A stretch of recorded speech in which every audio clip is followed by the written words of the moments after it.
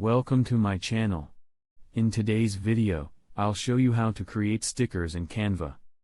Let's get started.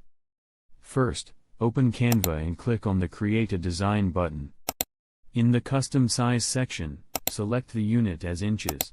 Then, set the width to 3 inches and the height to 3 inches. After that, click on Create New Design. A new design page will open.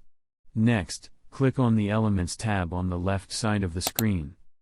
Here, you can browse different categories of elements. In this example, I'm choosing the Graphics category. Select any graphic or design that you want to turn into a sticker. Once the graphic appears on the canvas, customize it according to your needs. You can resize it, change colors, add text, or make any other edits you like. After you've finished editing your sticker, click on the Share button in the top right corner of the screen. From the drop-down menu, select Download.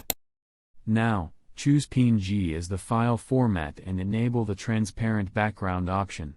This option is available for Canva Pro users.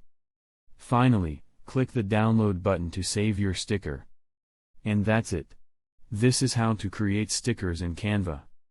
If you like the video, like, subscribe, and press the bell icon for more helpful tutorials.